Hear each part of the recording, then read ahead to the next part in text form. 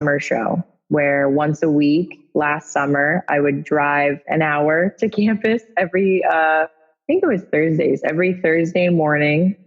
And I would conduct a 3-hour show all by myself. And it was really important to me to do the summer show because I was like, okay, I committed to becoming a part of this organization. I really want to prove myself. So, and like summer shows, because no one's on campus, there's not a lot happening up in Montclair. A lot of people don't do them. But someone had told me that if you take the opportunity to do a summer show, a lot of people, they'll give you credit because it's like, okay, you really want this. You're really committed to this because it's like kind of, boring and it's just you alone for 3 hours. So, if you really commit yourself to it, then it's really good.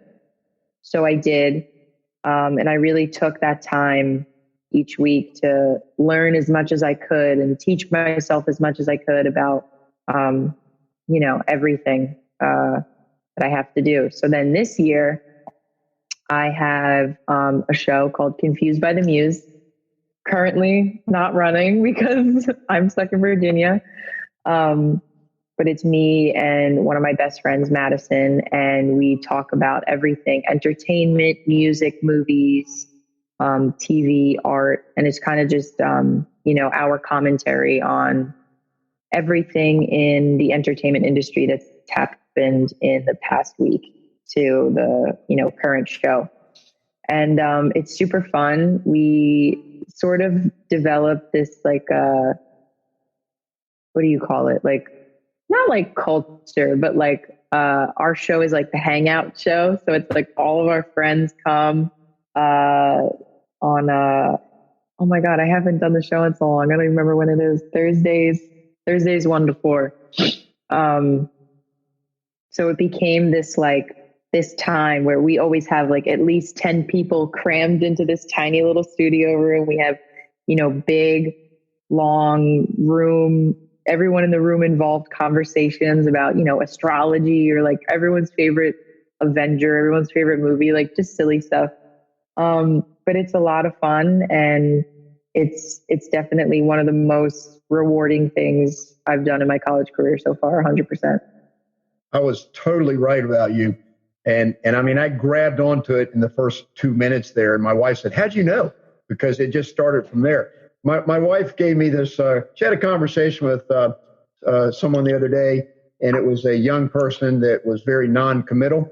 And hey, part of the reason that you're on the show is because whether you know it or not, you are a role model for young people that are trying to approach life and figure it out and get educated and whatever. The approach that you've taken, you've already demonstrated it. I mean, what you've already said about how you took an opportunity or two. But my wife gave me this expression that's so much what's going on. And as an older person, and today, part of the show that you and I are doing, we're going to talk about some of these episodes.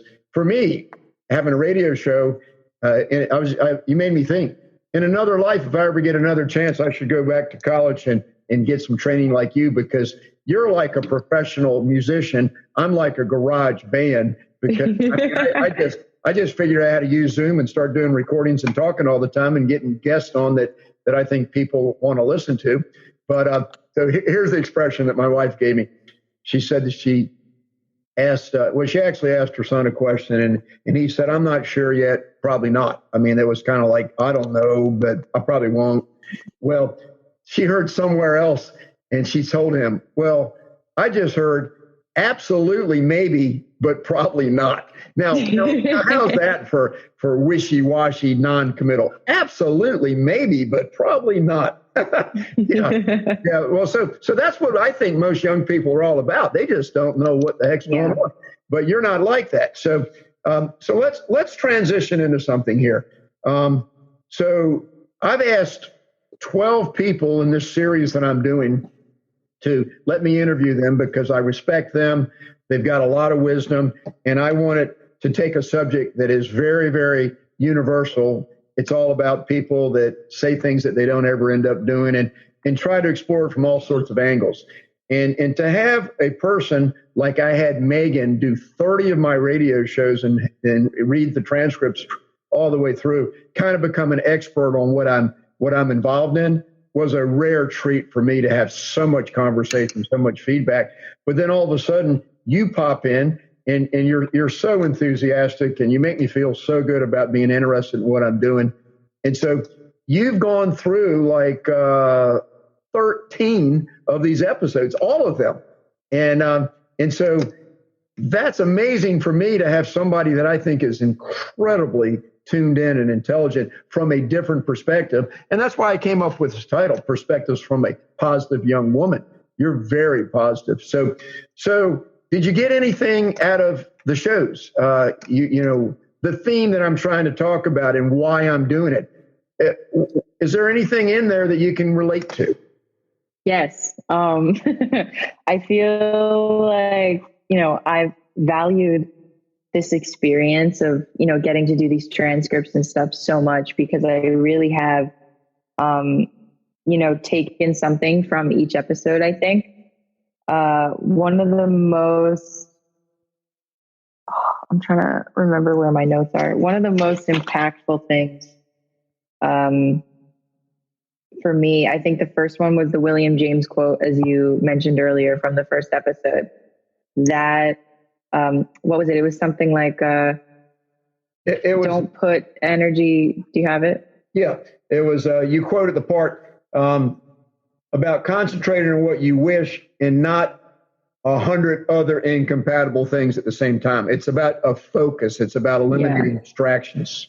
Yeah. So that for me, I really was like, oh, like, okay. Like it was like a direct line of communication from, at least for me, like I'm very big into, like I said, like God shows you what you need to see when you need to see it. And, I believe in guardian angels, like always, kind of helping us out and stuff like that. So that for me was that quote was so affirming, because I feel like for so long I've been so conflicted about what I've wanted to do in my career, because, I'm studying journalism, I'm, doing stuff with the radio, but I have this passion for, creative writing and filmmaking and acting and stuff. And I finally realized, like, I would say probably like 2 weeks before I came down to Virginia, that I don't really want to, be a professional journalist. Like, I don't want to work in broadcast news. I don't want to, edit the news. And, our big part of our program is broadcast news. It's like almost entirely what they teach us. And I realized that it's not where my heart is. It's not what it's fun.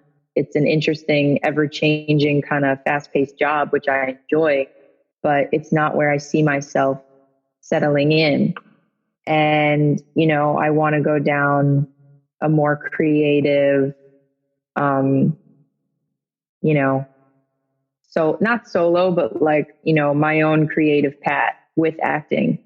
And, that's something that I've, even before college have, talked about with my parents and stuff. Like I took, acting classes in New York City and everything. And like, that's always what I've wanted, but I never fully allowed myself to really accept it. It was always something like, yeah, like, oh, like I do that during the summer, or, oh, like maybe one day, whatever. But, I accepted that that's what I feel I meant to do with my life. And it was like, this is crazy, because I believe that we don't have one purpose. I feel that we can have many and have any. And it's just whatever you want to put the most energy and the most of your thoughts and the most of yourself into will kind of manifest and, become a reality for you. So that was super affirming of that thought for me. Um, and I still, I'm not like unrealistic about it. Like, I'm not going to drop out of school and, go just figure it out and like, whatever. Like I have a plan. I know where I kind of want to go with it post graduation, and, yeah, like I know what I want to do with it. So that was really cool for me. I remember last week when I was just getting to know you and I'm asking a lot of questions because you gave me an ultimate compliment when you wrote that email to me and said that it's making you think about things. And then when you told me that you said, oh my gosh, I feel like this show was done just for me, that you're talking just to me. That is everybody that's in any kind of communication, radio in particular. When you have somebody tell you that you were talking to me, that makes you feel so good that you're reaching somebody. And so I said to you, you're amazing. Have you thought about going into acting, being an actress? And then you said, oh my gosh, yes, I have. And you started just kind of talking about it. But no, it's wonderful. So, you talked about passion just now, and in all these shows we're doing, one of the keys to success is to know what you want and be passionate about it and follow your dream. And so you told me that you listened to the show that hasn't aired yet, Applied Passion, the Key to Success, with my son, Andrew. You said you just did that one last night, I think. Yeah, I did. You like that one? I did. I like that one a lot. You and your son are very, very similar. It was so funny. It was really cute. He probably doesn't want to hear that, but I love it when I hear that.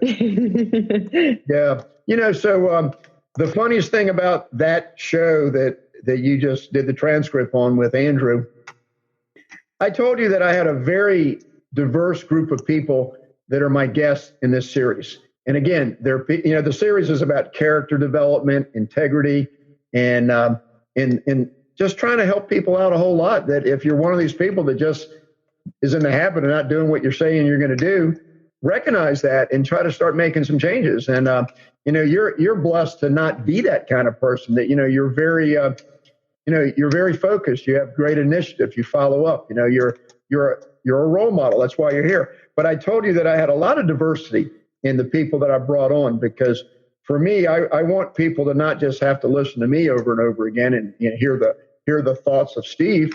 I like to give other people a chance to hear some of the people that I respect so much, so that it's not just me. Well, I told you that my son Andrew was going to be the only younger person on there. Most everybody that's doing these interviews and expressing the wisdom on the subject, they're older. They're like middle age and up. And then I said, so I got Andrew on because he's young. He's 34 years old. And you made this comment that I think is just absolutely priceless. You said, well, I think when I asked you, would you do your point of view, your share? And you said, I would love to, because I think it's really good, because even your son, Andrew, at 34, he's in a different generation than me. I got a kick out of that. So tell me about that a little bit, because that's pretty, like, my gosh, what does that mean? Yeah. So, first of all, I'm so honored to be a part of this, this series, and to be included with, all these incredible people that you've been talking to and, interviewing. As I listen to every episode, I don't know, it's like, it really is such, how do I explain it? A one of a kind of experience. I feel like reading it and listening to it and stuff, because you really hear about all these different parts of life from all these different people. And I think that's so important, especially for people of my generation, of my age, to, I guess, understand that we are, capable of connecting with and learning things from people who are older than us, and, have different life experience. And I feel like a lot of people my age feel, alone